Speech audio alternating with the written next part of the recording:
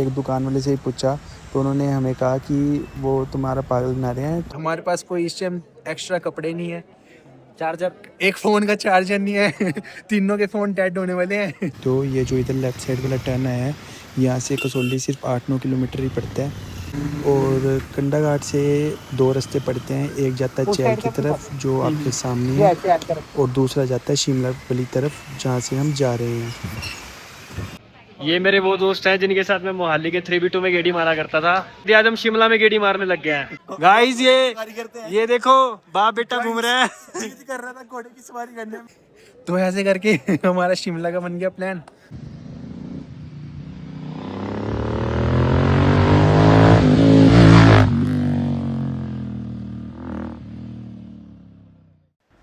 Hey guys and welcome to second part of unplanned trip to Shimla vlog। And Shimla में ये हमारा second day था और सुबह सुबह ही बारिश स्टार्ट हो गई थी और बारिश के कारण हम कहीं बाहर नहीं जा पा रहे थे ब्रेकफास्ट के लिए। तो हम नीचे दुकान थी तो वहाँ से हम मैगी ले आए थे। गाइस तो बाहर बारिश हो रही थी और इधर हमें भूख तगड़ी लग रही थी तो भाई ने बोला अंकल को थैंक यू बोलो पहले। थैंक्स टू अंकल की उन्होंने ये जिस होम स्टे में हम रुके हैं ना, वहाँ ऐसे अंकल दिलदार मिले। हमें प्याज दिया अंकल ने, तेल दिया गरम करने के लिए, गरम मतलब कि कढ़ाई गरम करने के लिए। अब हम मैगी वगैरह बनाएंगे ना इसमें, तो ऐसे अंकल हर बंदा मतलब ऐसा पोलाइट होना चाहिए जैसे अंकल हमारे। अंकल को थैंक यू बोलो guys. Thank you uncle. Thank you uncle ji. बाकी आप बने रहे हमारे साथ, धीरे धीरे आपको दिखाएंगे कि टेस्टी मैगी कैसे बनती है। भाई भी व्लॉग में आना चाहता है तो टमाटर काटने लग गया। आपने बंदे वो तो देखे होंगे जो पहाड़ों में आके मैगी खाते हैं, लेकिन वो नहीं देखे होंगे जो पहाड़ों में आके बना कर खाते हैं। आज हम फुल मैगी बना रहे हैं और बनाएंगे और आपको पूरी प्रोग्रेस दिखाएंगे इसकी कैसे बनती है।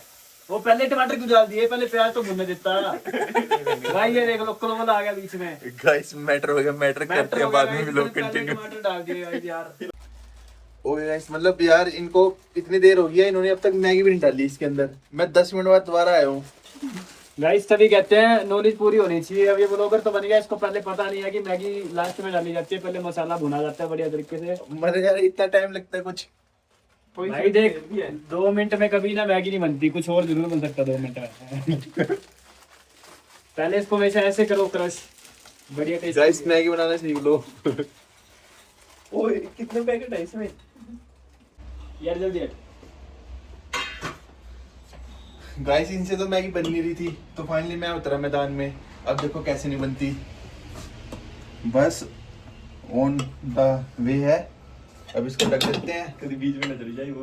बिग फैन सर, आप क्या ही हमें रेसिपी बताएंगे। इतनी टेस्टी जो आप मैगी बना रहे हैं देखने में हमें इतनी बढ़िया लग रही है। आप रेसिपी बताएं हमें प्लीज। बस यार सब इन हाथों का कमाल है। अच्छा फिर तो आपके ये हाथ कटवाने पड़ेंगे हमें। तो गाइस फाइनली मैगी जो है वो बन गई है, बस थोड़ी सी और सूख जाए।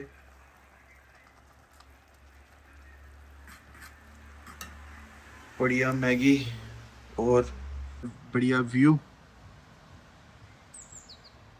ये मैगी वो है, वो वाली कैसे करनी है? गाइस तो हमारी मैगी बन गई है और अब हम लेंगे मैगी के मजे। और खाओ यार खाओ। एक तो मेरे शू के लेसिस ना खुलते ही रहते हैं, मेरी आधी ज़िंदगी शू लेसिस बंद करने में निकल जाएगी। तो बस फिर लगभग 9 बजे बारिश रुक गई थी एंड फिर हम निकल पड़े थे पार्किंग की तरफ बाइक्स को उठाने और फिर हम जाते हैं जाकुजी टेम्पल की तरफ। थोड़ा धीरे चल साड़, धीरे चल, धीरे कैमरे में एक तरफ देखता चल थोड़ा। फिर हम पहुंच गए थे पार्किंग में एंड ये है फर्स्ट फ्लोर वाली लिफ्ट के पास वाली पार्किंग। एंड यहाँ हमने बाइक्स वगैरह पार्क करी थी और यहाँ पे पार्किंग फ़ीस थी 150 रुपये। और फिर अपनी बाइक को देख के मैं बहुत ज़्यादा एक्साइटेड हो गया था एंड मैंने बहुत मिस किया अपनी बाइक को। और उसके बाद बाइक को बाहर निकाल के मैंने उसको कोल्ड स्टार्ट पे लगा दिया। और कोल्ड स्टार्ट करना इसलिए ज़रूरी होता है क्योंकि रात भर बाइक खड़ी रहने से इंजन ऑयल नीचे बैठ जाता है और अचानक रेस देने से जो ड्राई पार्ट्स होते हैं इंजन के वो आपस में रगड़ खाते हैं। इसलिए एटलीस्ट 30 से 45 सेकंड हमें आइडली बाइक को स्टार्ट होने देना रहना चाहिए। बस फिर बाइक गर्म होने के बाद हम निकल पड़े थे जाकुजी टेम्पल की तरफ। और जैसे कि बारिश होके हटी थी तो जो मौसम था वो काफ़ी अच्छा हो गया था एंड हवाएं बहुत अच्छी चल रही थी, ठंडी ठंडी चल रही थी और हम मज़े मस्ती में जा रहे थे। पर हम किसी ट्रिप में जाएं और कुछ पसूड़ी ना होए, ऐसा तो हो ही नहीं सकता। आधे रास्ते में ही हमारा स्वागत किया बारिश ने और बहुत तेज़ बारिश आ गई थी रास्ते में और हम भीगते भीगते पहुँचे थे जाकुजी टेम्पल। और वहाँ पहुँचते ही फिर मतलब बारिश भी रुक गई थी। अब हुआ ऐसा था कि मतलब हमारे पास टॉवल वगैरह नहीं थे और रात को भी हमें ध्यान नहीं रहा था कि टॉवल वगैरह ख़रीद लेते हैं, और होटल से भी हमें मिले नहीं थे क्योंकि सस्ता था तो होटल ही था, वो तो कह ही देते टॉवल वगैरह। तो हम लोग बस मुँह हाथ धो के ही मतलब निकल पड़े थे मंदिर की तरफ। तो हनुमान जी ने बोला, हाँ जी बेटा बिना नहाए आओगे मेरे पास, नहा के आओ। तो हम भीग गए और हमारे पास एक्स्ट्रा कपड़े भी नहीं। चलो उसकी तो कोई दिक्कत नहीं है क्योंकि मंदिर से हमें सीधा वापस ही आना था। और गाइस मतलब इतनी प्यारी रोड में इतने प्यारे व्यूज़ के साथ मतलब भीगते हुए जाना टोटली वर्थ था। अलग ही वाइब आई थी, मज़े आए थे। एंड फिर हम भीगते भीगते पहुंच गए थे जाकुजी टेम्पल। और वहीं मंदिर के नीचे ही कार्स और बाइक्स वगैरह मतलब खड़ी हो जाती है आराम से। तो हमने बाइक्स वगैरह खड़ी करी और फिर हम चले ऊपर। तो गाइस हम आ गए हैं जाकुजी टेम्पल। श्री राम जानकी बैठे हैं मेरे सीने में, श्री राम।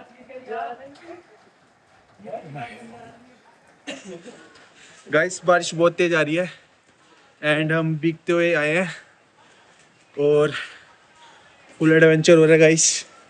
सागर भी पूरा भीग गया हालांकि ये पीछे बैठा हुआ था, पर बारिश सच में बहुत तेज थी और हम यहाँ ऊपर तक पहुँच गए।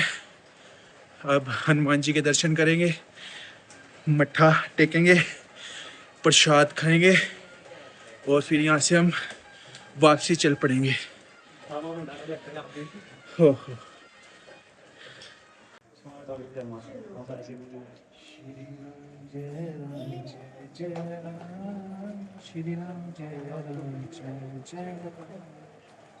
इस व्यूज देखो मतलब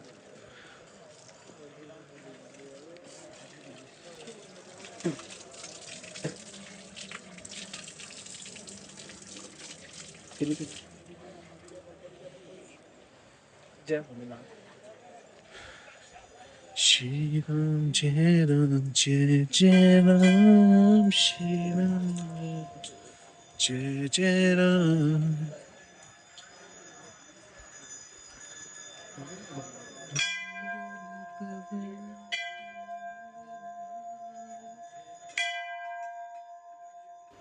बस फिर हम मंदिर के अंदर गए थे और मंदिर के अंदर कैमरेस वगैरह अलाउड नहीं थे तो हमने रिकॉर्डिंग बारी बंद कर दी थी।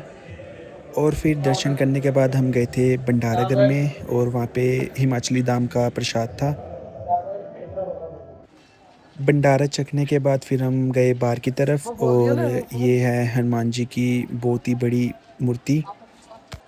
और इस मूर्ति की हाइट है 108 फीट, जो कि लगभग 10 से 11 फ्लोर की बिल्डिंग जितनी होती है।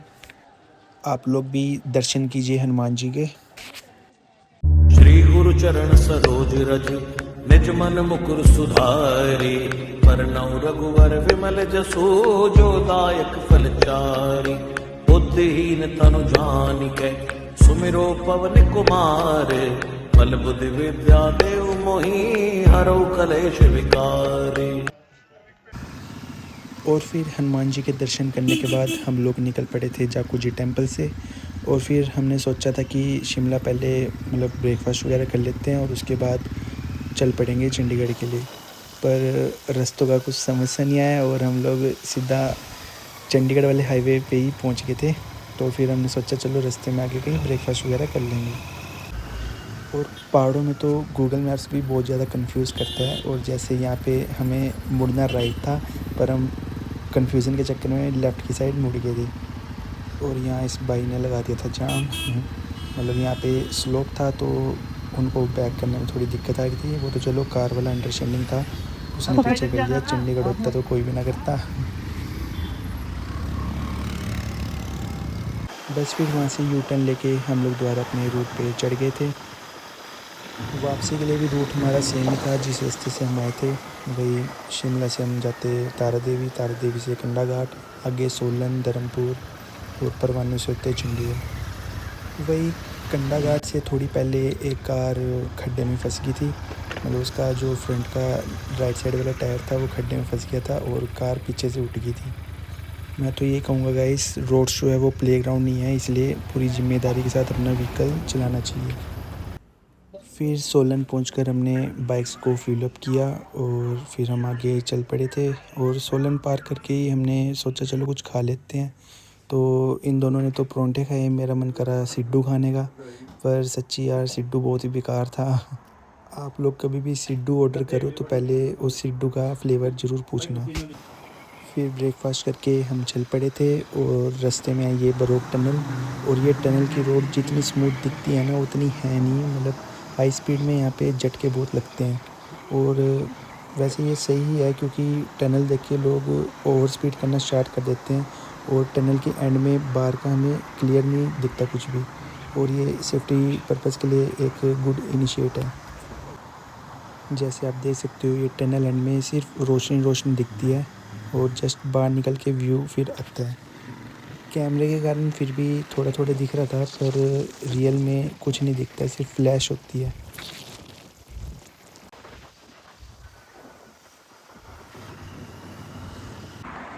फिर हम पहुंचे सावरा टोल प्लाजा और हम इंतज़ार करने लगे थे गौरव का, वो थोड़ा पीछे रह गया था।